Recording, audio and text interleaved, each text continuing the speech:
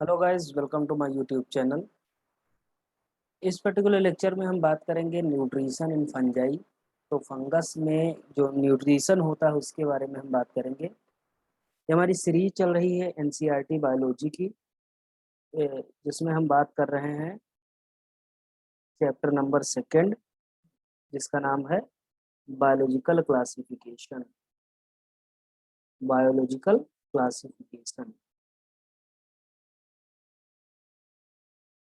Biological classification, और इस biological classification में हम बात कर रहे हैं किंगडम माइकोटा की। किंगडम फंजाई रख लो या माइकोटा। ओके। तो इसमें हम देखेंगे कि जो फंगस होता है या जो फंजाई होते हैं उसमें न्यूट्रिशन कैसा होता है। तो न्यूट्रिशन, जब हम जनरल कैरेक्टरिस्टिक्स देख रहे थे फंगस के, तब उसमें हमने क्या पढ़ा था कि ये क्या होते हैं।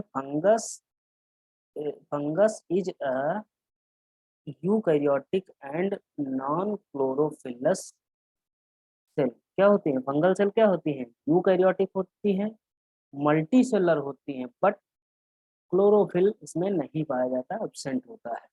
ओके, तो पहला पॉइंट हमारा यही है, chlorophyll is absent in the all fungi. जितने भी फंजाई होते हैं, जितने भी फंगस होते हैं, उसमें क्लोरोफिल एब्सेंट होता है। And therefore all fungi are heterotrophic. अगर क्लोरोफिल नहीं है तो फोटोसिंथेसिस नहीं होगी, जिसकी वजह से ये क्या होंगे? हेट्रोट्रॉपिक होंगे, मतलब ये अपने फूड के लिए दूसरे पे डिपेंड होंगे। आगे देखेंगे, their mode of nutrition is absorptive type. ये क्या करते हैं? फूड का एब्जॉर्प्शन करते हैं, एब्जॉर्ब करते हैं by the body surface.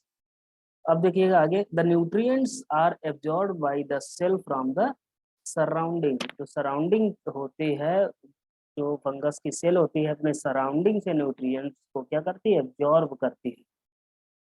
Being heterotrophic fungi में बी ऑफ टू टाइप।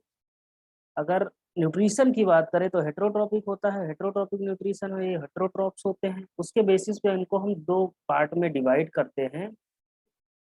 पहला पार्ट होता है पैरासाइटिक। ऐसे फंगस जो पैरासाइट के रूप में अपने होस्ट पे रहते हैं उन्हें पैरासाइटिक कहते हैं। कुछ होते हैं सैप्रोबिक या सैप्रोफाइटिक। ओके, आगे देखेंगे। तब अब हम बात कर लेते हैं पैरासाइटिक फंगस कौन कौन से होते हैं। तो पैरासाइटिक फंगस क्या होते हैं? These fungi obtain their nourishment from the other living organism. ये अपना न्यूट्रिएंट, जो इनका नरिशमेंट होता है, कहाँ से प्राप्त करते हैं? अदर लिविंग ऑर्गेनिज्म से प्राप्त करते हैं। Most of the parasitic fungus cause serious diseases in plant and animal host. ये जो पैरासाइटिक फंगस होते हैं, ये क्या करते हैं? अपने होस्ट में, जिसपे ये सरवाइव करते हैं, उसे क्या कहते हैं? होस्ट कहते हैं।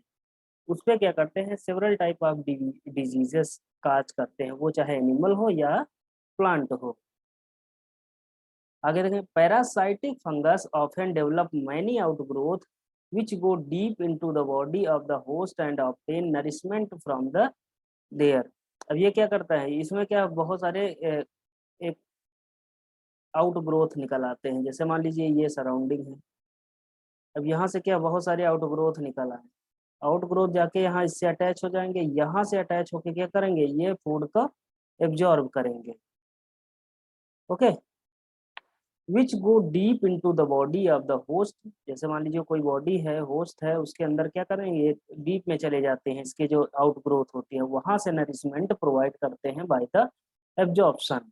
और ये जो आउटग्रोथ होती है उन्हें हम क्या कहते हैं? हास्टोरिया। क्या कहते हैं? हास्टोरिया।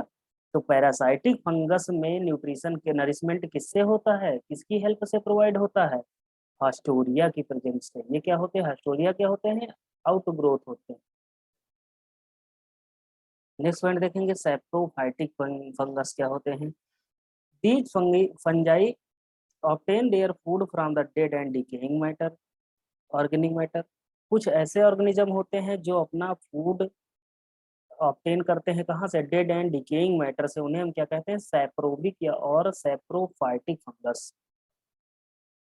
These are environmentally very important as work they are decomposer. ये डिकम्पोजर की तरह वर्क करते हैं, इसलिए इनको हम इन्वायरमेंट का फ्रेंड कह सकते हैं। ओके, इन्वायरमेंट के लिए अच्छे होते हैं, डिकम्पोज करते हैं चीजों को। दे डिकम्पोज ऑर्गेनिक वेस्ट, जो ऑर्गेनिक वेस्ट होता है उसको डिकम्पोज करते हैं एंड उसको कन्वर्ट करते हैं इनऑर्गेनिक कंपाउंड में। ओके, ऑर्गेनिक वेस्ट को इनऑर्गेनिक कंपाउंड में कन्वर्ट कर देते हैं या डिकम्पोज कर देते हैं। Thereby help in the recycling of the materials. और इस तरह ये क्या करते हैं कि जो ऑर्गेनिक मटेरियल होता है उसको क्या करते हैं, रिसाइकलिंग करवाते हैं, रिसाइकलिंग में हेल्प करते हैं। तो ये हो गया क्या, न्यूट्रिशन इन फंगस। फंगस में न्यूट्रिशन कैसा होता है, किस तरह का होता है, दो टाइप के होते हैं। पैरासाइटिक फंगस होते हैं या सेप्रोबिक या सेप्रोफाइटिक फंगस होते हैं। पैरासाइटिक क्या होते हैं, अपने होस्ट से या प्लांट हो या एनिमल हो वहां से अपना फूड ऑब्टेन करते हैं। जो सेप्रोबिक होते हैं डेड एंड डिकेइंग मटेरियल से या मैटर से अपना फूड ऑब्टेन करते हैं। जो पैरासाइटिक फंगस होते हैं वो क्या करते हैं, अपने होस्ट के अंदर कुछ आउटग्रोथ अंदर इंजेक्ट कर देते हैं या इंजेक्ट हो जाती हैं। आउटग्रोथ को क्या कहते हैं, हास्टोरिया। तो जो पैरासाइटिक फंगस होते हैं वो नरिशमेंट कहाँ से प्रोवाइड करते हैं, हास्टोरिया के द्वारा प्रोवाइड करते हैं। कुछ सिम्बायोटिक फंगस होते हैं उनके बारे में देख लेंगे। Some fungi live in association with other organism और म्यूचुअल बेनिफिट। कुछ ऐसे फंगस होते हैं जो अपने म्यूचुअल बेनिफिट के लिए, दोनों को फायदा हो, है ना।